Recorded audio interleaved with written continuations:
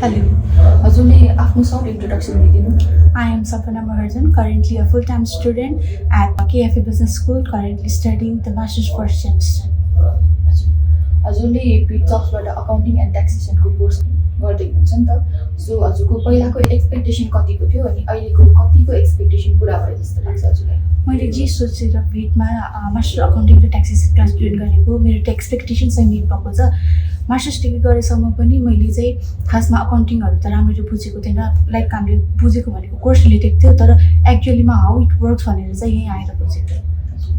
अनि हजुरले अब क्लास जोइन गर्दा गर्दै अब कतिको एक्सपिरियन्स नलेज गेन गर्नुभयो नि त, त्यो एक्सपिरियन्सहरू चाहिँ हजुरले हल्का सेयर गरिदिनुहुन्छ?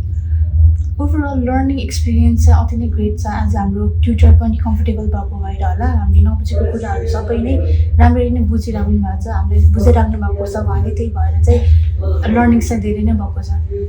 हजुर, हजुरले अब हजुरको टिचरलाई आउट अफ 10 रेट दिनु पऱ्यो भने चाहिँ हजुरले कतिको रेट गर्नुहुन्छ उहाँलाई? I'll give 10 out of 10 to my tutor. हजुरको चाहिँ Vritjobsमा हामीले रेकर्डिङहरू पनि हजुरहरूलाई प्रोभाइड गर्छौँ नि त, त्यो रेकर्डिङहरू चाहिँ हजुरलाई कतिको युजफुल भइरहेको छ? रेकर्डिङ त युजफुल हुन्छ, अब सधैँ क्लास आउनु पोसिबल हुँदैन, कहिलेकाहीँ त ब्रेक हुन्छ, त्यति बेला चाहिँ त्यो रेकर्डिङ हेरेर आफूले आफ्नो क्लास मिस भएको चाहिँ रिकल गरेर त्यसलाई समअप गर्न सकिन्छ, त्यही भएर द्याट्स द बिट। हजुर, अर्को भनेको चाहिँ हजुरले हजुरको साथीहरूलाई रिकमेन्ड गर्नुहुन्छ नि कोर्सेस, जस्तै अब हजुरको साथीहरूले पनि अकाउन्टिङको क्लास कता लिने भनेर सोधिराख्नुहुन्छ नि त। सो हजुरले चाहिँ हजुरको साथीहरूलाई चाहिँ कतिको रिकमेन्ड गर्नुहुन्छ Vritjobsलाई? I will recommend them. अनि लास्ट क्वेसन भनेको चाहिँ अब आउने हाम्रो अरू स्टुडेन्टहरूलाई चाहिँ हजुरले चाहिँ फ्युचरको लागि चाहिँ के सजेसन दिन चाहनुहुन्छ? Vritjobsमा मास्टर्स अकाउन्टिङ र ट्याक्सेसन क्लास जोइन गर्ने हो भने चाहिँ गर्नु नै पर्छ।